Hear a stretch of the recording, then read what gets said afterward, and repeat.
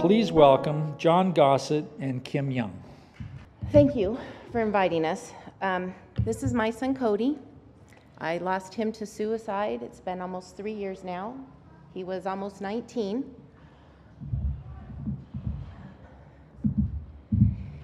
I'd like to say I don't want suicide to be a bad word. I think the more that we talk about suicide and use it in our everyday vocabulary, people won't be afraid to say, I'm thinking of harming myself.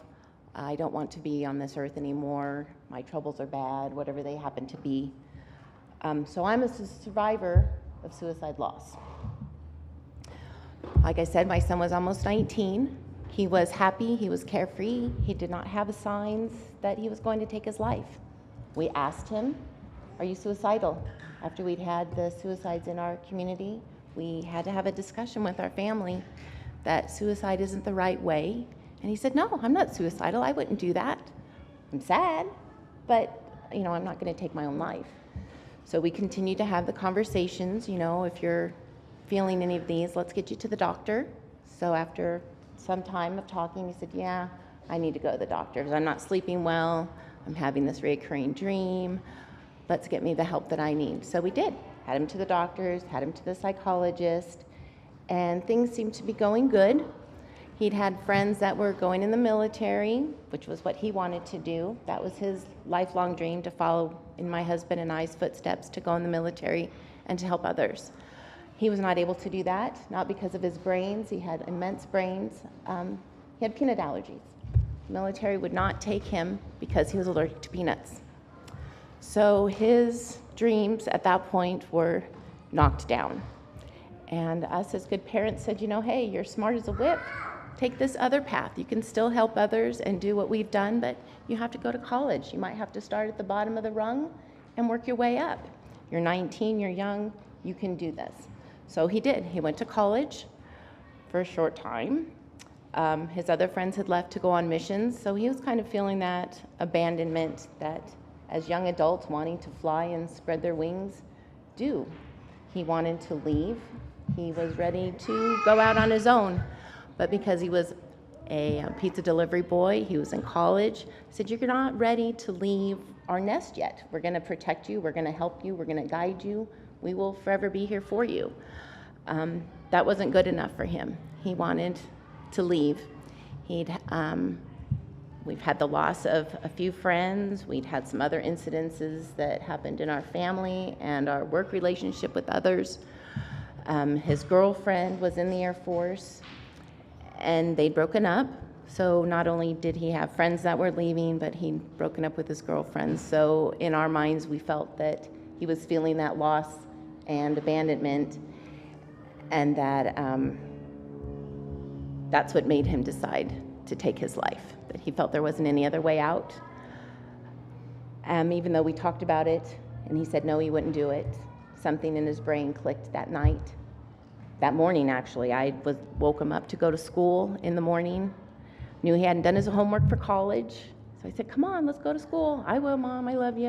Okay. Went to work. Called him when I got to work. Something in the pit of my stomach just says, "You need to call and check on him." So I did. And he said, "Yeah, Mom, I'm going to school. I love you. Bye." Half an hour later, with my husband being home, he did not expect my husband to be home, he took his own life. And when my husband called me, that was the scariest voice I'd ever heard. When he said that, he didn't say what had happened. He just needed me at home. I was a CNA at that time, and so I was with the client, and I couldn't leave at that moment. When I did get home and found out that he had taken his life, it was the worst day of my life. It has changed our family dynamics forever. We have a younger son who's now, we have 3 of us now instead of 4, so our dynamics have changed that way. You don't realize when someone takes their life how it affects your immediate family, but also the grandparents and their friends and friends and friends, and it just goes on bigger than we expect. That day, we decided, both my husband and I, that we were going to stay together, that we were not going to point fingers at each other, that we both were doing the best that we could to protect him and give him all the information that he needed, but that it was his choice at that point, not our choice of what had happened, but that there were other ways that he could have moved forward. I have a hard time sometimes saying that my son took his own life. But I think the more that people can say that it is affected, everybody's affected by it in one way or another, that they have a family member or they have a friend or somewhere along those lines, so that the more that we can say suicide, and that's not the way, that someone is here to help them, that we will eventually change it, and that mental health will be in the forefront of others' minds, other than just taking their own lives. So I'm trying not to have that define me. When you tell someone that you've lost your child to suicide, their immediate reaction is, well, you're a bad parent. What did you do? Why could you not have saved him? What could you have done different? So I'm here to say I did everything that I could for my child, had him to the doctors, had him to the psychologist, and that wasn't even on his psychologist's mind. When we told him that he had taken his own life, he about fell over and said that was not on my radar, and I'm so sorry. And then he wanted to pick our brains to see how he could change something else to help someone else. My son was also an organ donor, which is when you say on your driver's license, I'm going to be an organ donor. The day that they die, they call you and they ask you, are you prepared to give of him? That was a hard phone call to take. I was on the phone for over an hour. They ask you many, many questions, drugs, alcohol, where have you lived, what have you done, where have you been? So he passed. He was able to be an organ donor. He wasn't able to give his heart or his lungs, the ones that really count sometimes. But he's in 144 people across the United States. He also his heart valve is in a baby who was 6 months old that got his heart valve. He does not have to take rejection medication. And he doesn't have to take blood thinners, and he won't have to have another surgery in his life. So in a bittersweet way, my son is still saving others, which is what he wanted to do. And we're grateful that he's been able to help other people. So in that, I thank you. And John will speak. He's the president of our foundation.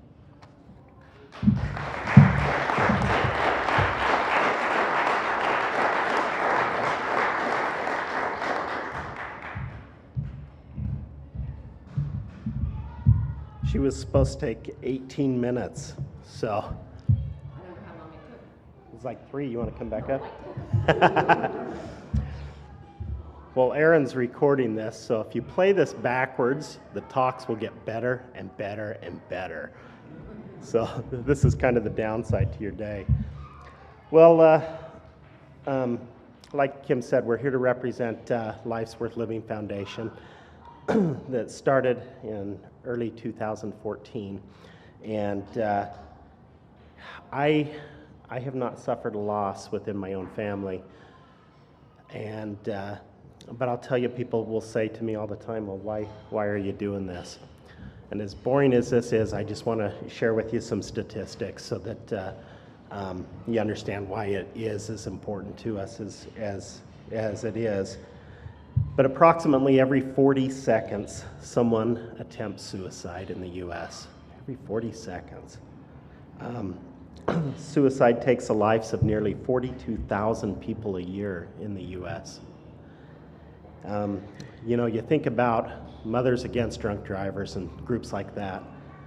To put that in perspective with them, that's 4 times as many deaths caused by drunk driving in the U.S.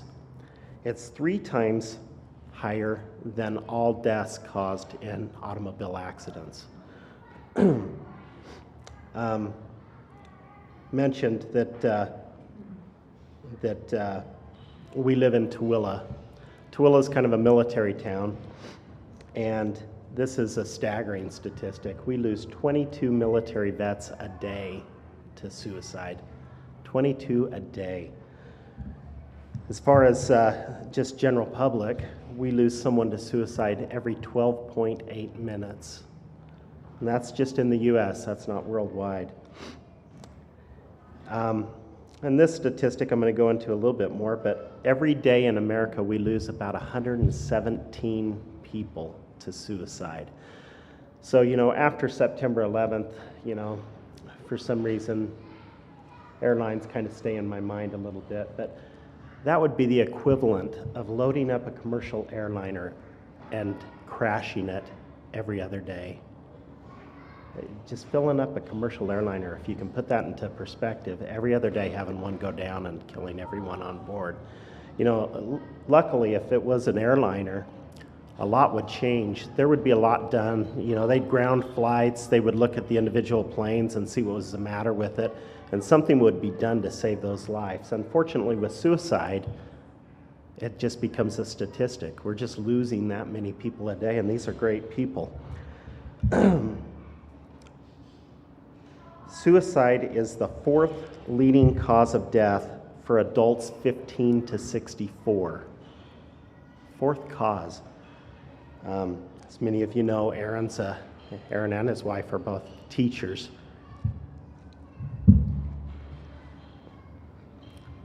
Sorry. It is the leading cause of death for kids 10 to 17.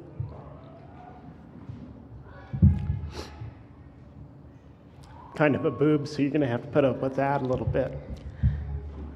That is staggering.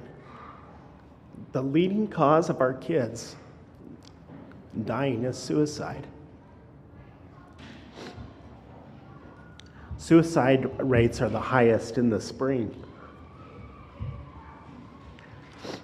And over 650,000 people a year visit emergency rooms with injuries from attempts. 15 people attempt for every one that dies by suicide. 15 attempts. And suicide claims more lives than war, murder, and natural disasters combined.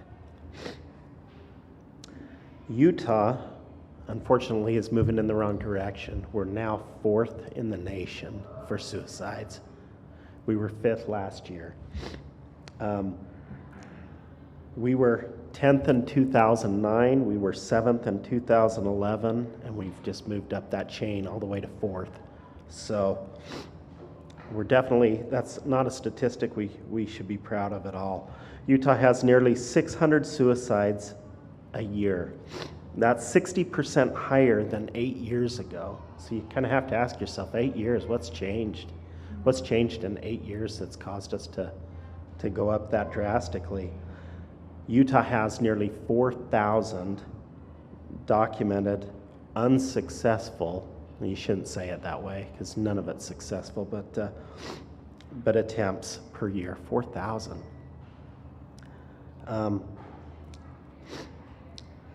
You know, that's just the general public. And, you know, we mentioned the veterans, but, you know, also the seniors. The seniors are our highest group of suicides, believe it or not. And the senior citizens. We lose 15 seniors a day to suicide. That's one every hour and a half. We also have to look at the LGBT groups. They're 4 times more likely to die by suicide. The LGBT groups account for 30% of all suicides. As far as the transgendered youths and adults, they're 40 times higher probability. And those numbers are just staggering. So I hate to bore you with statistics, but that's the facts of it. And there's groups all the way through, you know, that you can look at. From Aaron talked about bullying. You know, we've got school kids. Since our foundation began, we've had a suicide of a kindergartner, all the way up to, in the last month, we lost a neighbor, actual next door neighbor to the Pratts, 95 years old. And so that's been the spectrum for us in the time that we've been a foundation, kindergarten to 95. You know, it doesn't matter your background, it doesn't matter your color, it doesn't matter your sexual orientation, it doesn't matter, religion, any of it. It's not really a respecter of persons. This can happen to anyone. And that's why we take this so seriously. We've been lucky enough to be involved on bringing about a suicide support group to Tooele County. One hadn't existed there before we started the foundation. It was the only county in Utah that didn't have a suicide support group. The closest one was at the Riverton Hospital. And we started that almost right away. And I remember looking at Kim saying, we may look stupid. We may be sitting here staring at each other. Our board of directors might be the only people that show up tonight. That night, our very first support group, we had 15 show up. That number has been in the mid-30s. It's grown that much, and that's just in Tooele County. But what's interesting to me about the support group is that first group, we had 5, I say kids because I'm getting old, but kids teenage to in their 20s that showed up that first night that had all had attempts. And we're still in touch with them. Almost 3 years later, we're still in touch with them. They still come. And they're all still there, so we count that as a success. But another thing that we've been involved with, and I'm going to share it with you in case you have school-age kids and kids with smartphones. This is something that I would like to see everyone have in their possession on their phone. Let me log in here real quick. Yeah. How many of you have heard of the Safe UT app? Anybody? Well, a few of us, so we got a lot of work to do. But if you pull out your smartphones, go to your app store, and download the Safe UT app. We've been working with our senator and our representatives. Our senator, Daniel Thatcher, is the one that developed this app. So back in the day when I was a kid, if something was happening in school, they had a little box up by the counselor's office, and you could go fill it out, and you could tattle on somebody or drop it in the box, but it always had your name attached to it, and that made it hard for kids to turn in information. This app hopefully has changed it, so I'd recommend that everybody gets this on teenagers' phones, young kids' phones. Anybody that's got a smartphone should have this app on there. This app has 4 things that you can press on it. The top one is Call Crisis Line. That top one will get you in touch with UNI up at the University of Utah. It will get you in touch with them. Someone will answer that phone within 15 seconds, guaranteed, which is amazing. We, living in a rural community, we relied on Valley Mental Health. Not that Valley Mental Health is a bad thing. They're great. They just were underfunded in Tooele County, and so we'd have kids come to our support group, and they'd say, yeah, I called it, and they took my name and number, and it took 3 hours to get a call back. If we're waiting 3 hours, those kids aren't going to be there. So 15 seconds. Everybody knows teenagers. They don't talk on phones anymore, they text. My own kids text me. They don't have anything to say to me other than text. No, I'm teasing. But these texts are just very quick answers, and it sucks. It sucks that that's how communications have gone, but that's how it is. Well, there's kids that don't want to call a crisis line, so that second one is a chat line. Again, within 15 seconds, someone will be on that chat talking from UNI, so a crisis worker will be on there within 15 seconds. The third one on this is a submit a tip. And I think this is really important. So there are 28 school districts in Utah. When we came on board with this, there were 26 that had signed up for the Safe UT app.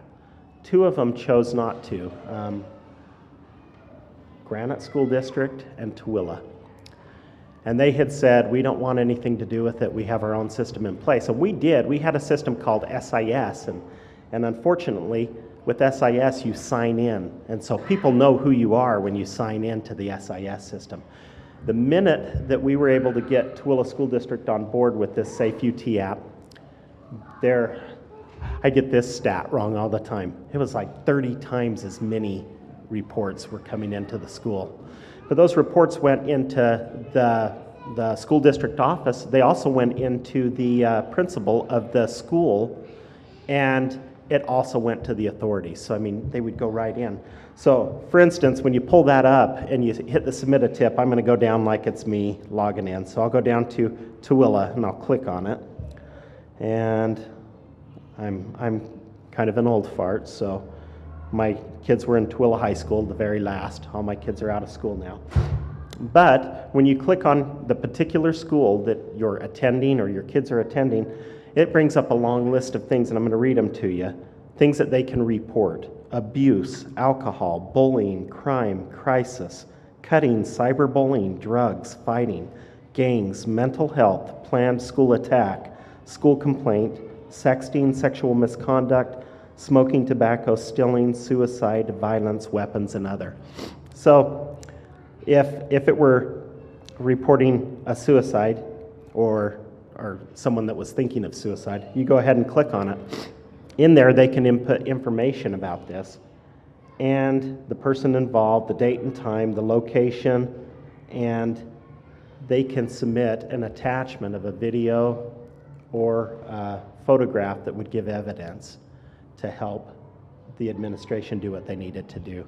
So this is just a great, it's a great app. It's a great way to protect our kids and the youth of Utah. We have states neighboring us. I think Idaho, Arizona, Nevada have all kind of jumped on board and are trying to mimic what Utah has done. We're really proud of our work with this to make sure that this is getting in the hands of everyone. It's a great tool. The other thing that we do as a foundation is we try to bring in community events that are pertinent to suicide. We've been able to bring in Oakland Raider football player Dustin Reichert, who lost his entire career. He was a 6th-round draft pick by the Oakland Raiders. He lost his entire career to addiction. And you know, you look at all these different things that are out there that could lead a person to become suicidal. And he experienced that. He experienced feeling suicidal, actually lost a really good friend to an overdose. And so we brought in him to speak to the community. We actually paid for a movie called A Girl Like Her. We paid to do a public screening of that movie. A Girl Like Her is set in a high school, and it was based on a million true stories, but it was about bullying. And, you know, unfortunately, for most of us, when we were kids, bullying existed. It's always existed. But there was a time when you could go home and the bullying would stop, because when you were in your own home, I mean, you had people around you. You were surrounded by people that loved you, people that wouldn't bully you in a million years. But unfortunately, with the internet, and with Facebook and some of the social media, kids can go home and still be in that protected environment, and they can still be bullied. They can be bullied online. It can go day and night. That's something we really need to work on together. We have to talk to our kids about bullying. We need to make sure that our kids are not the bully. We need to protect our kids from the bullies, but unfortunately it's out there. It's a great movie if any of you have the opportunity to watch it. It's a tough movie to watch because it's so realistic in the movie that sometimes you forget it's just a movie. So it's a real emotional movie to watch, but it's called A Girl Like Her. We are bringing out an event on Wednesday to the Chamber of Commerce in Tooele that is a life coach, Jess Clifford.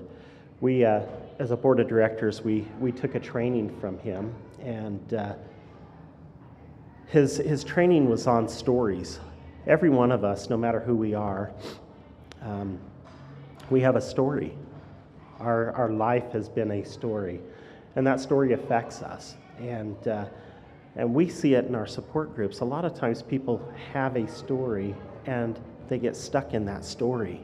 And that story almost becomes a haunting thing to them, where they're just stuck in that story, whether it's abuse or bullying or whatever the cause may be. And it's really difficult to get over that hurdle sometimes and to move on from that story. And stories are interesting because they all come with chapters, and there's always going to be a new chapter of our life. And so if any of you are available and would like to come to that training, it's going to be Wednesday night at the Chamber of Commerce in Tooele at 7 p.m. And it's free to the public. But we're real excited to bring that out there. Suicide is preventable, and we have to remember that. It is preventable. Mental illness is another statistic I didn't bring up that Utah can't be very proud of. We're number one in the nation for mental illness. And, that's something we need to work on. I was talking to, he had mentioned I was a contractor. I was on a job site the other day, and someone was talking to one of the workers, and the guy was having a bad day. And I remember him saying, "You need to go home and take your crazy pills." And it obviously upset the person that was working. And, the contractor was in the house, but I didn't realize he was hearing any of this going on. And he came out and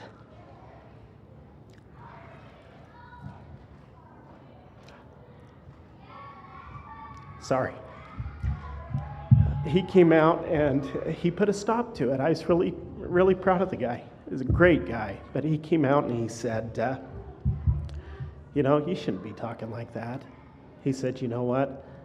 There is nothing wrong with needing medication. There's nothing wrong with having to take a pill." He said, "We all come to earth. We all come to this earth with different weaknesses and different strengths. And what's the difference between suffering with a mental illness and having diabetes? Would you make fun of somebody that had diabetes and needed their insulin?" And really put it in perspective to me that day. I thought, it's absolutely true. There's nothing different. There's nothing different from needing a medication for one thing and needing it for something else. Would you not take an antibiotic if you were sick? I mean, it's silly. It's silly to think of. But for some reason, there's a stigma involved with mental illness, and there shouldn't be. I mean, there are medications out there that could definitely save lives. I mean, there just are. And there are so many things that we deal with in this world that is totally imperfect. We're all imperfect, and together we can really work on this. I hate to sound so unorganized, but there is so much that can be done in it. So I would just ask all of us to please teach our kids, teach them what's out there, make things available to them that no one has to suffer a loss. And I don't know what else to say. I appreciate the opportunity to come. I appreciate Aaron giving us the invite and allowing us to come out. We feel honored to be here and be able to share this with you.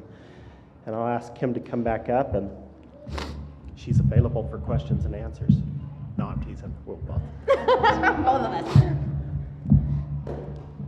Does anybody? Yay, no questions.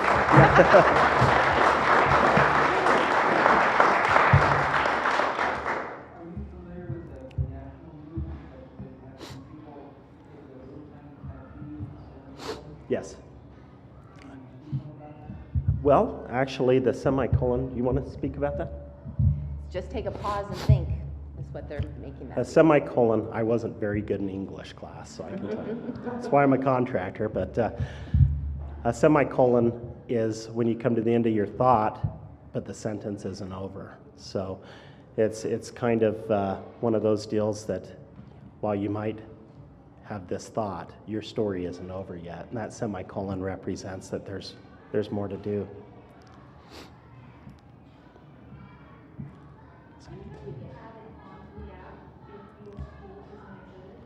Yes. You've got to find out who your representative is and your senator, and you've got to push. And that's what we did.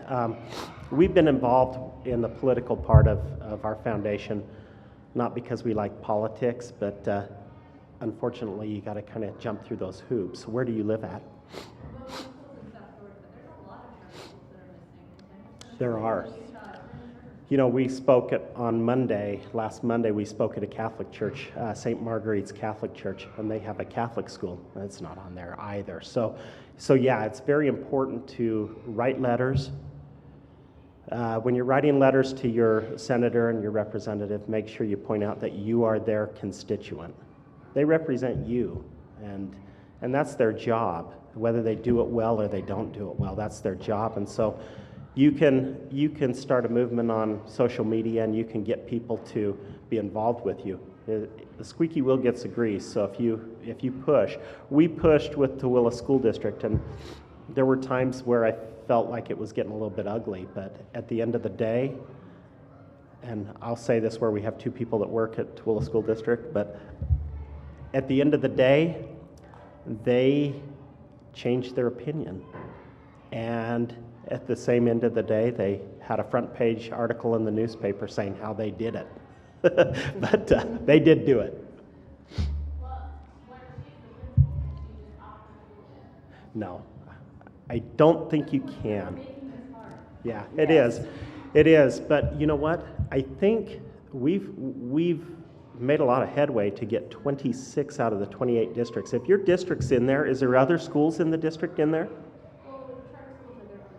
Oh, yeah, I gotcha. This is the charter school. I forgot she said that. Yeah, it's not. What are you going to do about that, Aaron? I am going to let you know that problem is there and have you take care of it. Pass the buck. Pass the buck.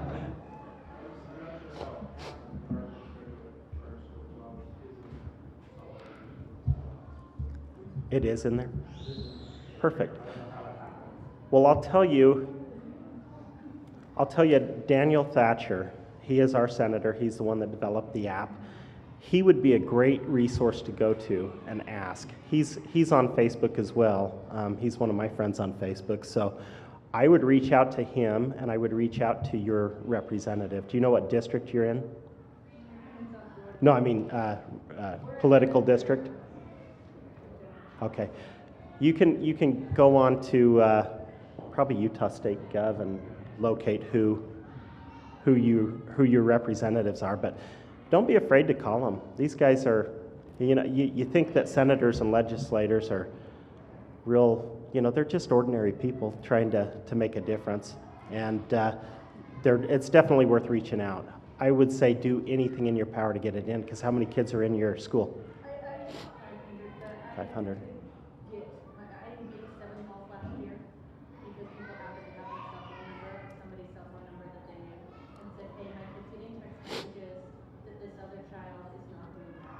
Yeah. And I called 7 parents last year. Every single one of them were absolutely shocked. I had no idea. Yeah. They hide it. What happens to the people who don't have it? That's true. And I'll tell you, we share our information with the school district. We have those people at the district level that we contact and say, we found out about this person, or we found out about this person, because ultimately it's not about who does what, it's the fact that it gets done, and we protect those kids. So I mean, this app seems to be focused mostly on schools. We mentioned that there's. You can do it as adults. You Yeah. don't have to go to a school. You can just do the crisis line, or you can do the text line. But as far as submitting tips, those are only to the schools. You could still submit them as an adult. If say it was someone in your kid's school and you knew that something was going on. Like, what if it's somebody, like you said, that the senior citizens are a higher risk group Yes. as well, and without submitting to the app. The tip part is based on schools, so unfortunately that's not there. But if you call the uni number, hit the call button and let them know, they'll be able to reach out the resources to the senior community center. We have a senior center in Tooele. There's senior centers all over the valley. So you'd be able to, Uni is very helpful. So at that point, just use that line to submit tips as Yes. well, like if you're not. Absolutely, absolutely. Right. So I mean, if you know you've got a neighbor and they're a senior citizen and they're struggling, absolutely, don't be afraid to call that number and say, listen, I'm worried about my neighbor. This is the situation. This is their address and phone number, and submit a tip that way. Absolutely.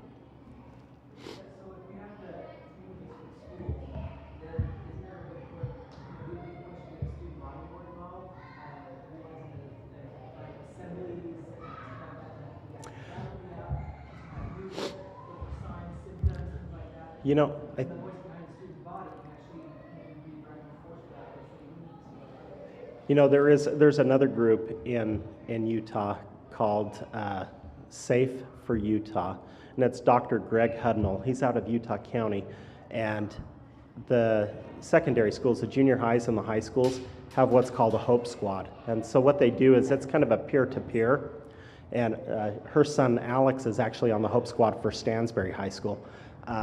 But what they do is they nominate people within the school that they think are empathetic, kind, understanding, somebody that they could, the kids could talk to. And they get about, what is there, about 30? Yeah, 30 per 30 per grade level. And so when you become on the Hope Squad, they do assemblies, they do all different things within the school. They're not necessarily the student body, but yes, they do have that in schools. It's harder to get in schools than you think. We're able to go through Tooele School District, but it took a couple of years to get in there, and they have to fingerprint, do background checks, and make sure that you're okay. And they don't tell you, but if you do that for one school, you're still not able to get in the other schools. So you have to go district-wide if you're going to get in there. And it's great that they protect kids that way, but to get in and do assemblies is a pretty tough feat.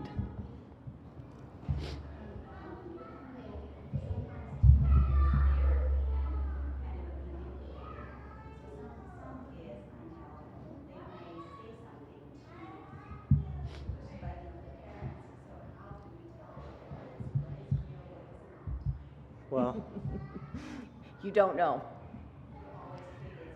Yeah, I would.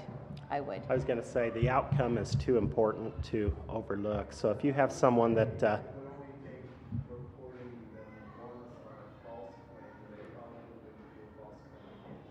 that's true. They send out like the crisis counselors and everything, and it's just like, I was just kidding. Yeah. That'll probably stop them from making false claims anymore. But it's a nonprofit. It's a nonprofit, so you get false claims that you can't. Well, I know that they've said when you call, and if the person at the crisis line, if the person on the other end feels that the student or whoever has called in, if they feel they are actually threatening their own lives, they will do the backwards 911, and they will send the police to find that person via their phone. Yeah. But with the tips, have you gotten false? Well, and we That don't I see, don't we know. don't see the tips that come in. I Yeah, do but know I've from heard. the school district that it went up like 30 times the amount of tips that they were getting. And I'm sure you do get tips that don't equate to a real danger. But if you don't take those tips seriously, I mean, we could lose somebody that, you know, and you'll hear people say this all the time, oh, they're just doing it for attention.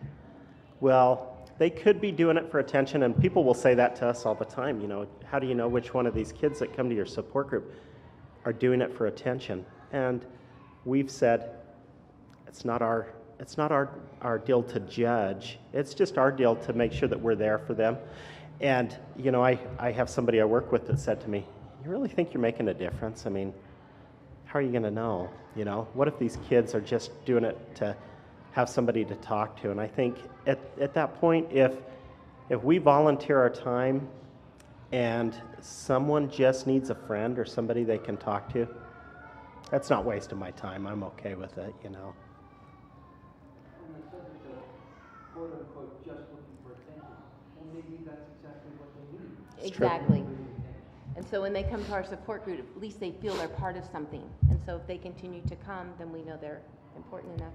Yeah, as it goes around the room and they tell their story and why they're there, yeah, it's amazing to me. When we started this support group, it filled up pretty quick, like I said, 15 to in the mid-30s and stuff, and I thought to myself, I wonder if we should divide this into 2 support groups and have one for survivors of suicide and one for people that are suicidal. But the one thing that we learned real quick is while our support group could pretty well be evenly divided, you might have as many survivors as suicidal, the survivors are the ones that give the best counseling because, like Kim had mentioned, there were no warning signs. She had done everything in her power, but not necessarily that one warning sign that just was right out there. So she didn't have the ability to say those things maybe to her son that in the last 3 years she's been able to put together. And so now when she has a kid come into the support group, it's amazing to see the survivors and the counsel that they give these other people. And I say kids, it's not kids. We've had people from their 60s all the way down to teenagers that have come to that. And like I said, the counsel from the survivors is amazing. Any burning questions? Well, thank you guys. Thank you. Gossett was born in Provo, Utah, but lived all around the West due to his father's government career. He lived in California, New Mexico, and Montana, but Utah has always been his home. He graduated from Orem High School in 1989, served a 2-year mission in Fort Worth, Texas. He returned home to settle in Orem, where he opened Renaissance Tile Works in 1993, which he still owns and operates today. He married the love of his life, Tracy, in 1994. Together they have raised 4 incredible children and have 3 beautiful grandchildren. They moved to Tooele in 2001 and consider it their permanent home. In 2014, the people of Tooele Valley suffered a high number of suicides, and he lost some very close friends. As a result of this and the kind of person he is, he co-founded the Life's Worth Living Foundation, the largest non-governmental suicide prevention foundation in Tooele County. They work hard to raise awareness, educate, and prevent suicides close to home. This has become a very important part of who John is. He's proud of the work of the foundation and the difference that they are making. Kim Young, our other speaker, was born and raised in beautiful Southern California, San Diego. She spent a couple of years in junior college and joined the Air Force Reserves as a flight medic. She loved those years in the Air Force, getting to see the world, learning new cultures, taking in all that life had to offer. It was during this time that she was swept off her feet by the love of her life, Ted Young, a hotshot Air Force medic. Together they have 2 wonderful boys, Cody and Alex. Like everyone at Life's Worth Living Foundation, she is a volunteer and she serves on the board of directors. The foundation has a 3-fold mission regarding suicide: prevention, education, and awareness. One of the greatest things she gets to do is to talk with individuals about suicide prevention, finding a tremendous amount of satisfaction in helping individuals learn coping skills for anxiety, depression, and ultimately overcoming those suicidal tendencies through the sharing of both her own story and providing available resources. If there is one thing she has learned, it is that talking about suicide should not be avoided.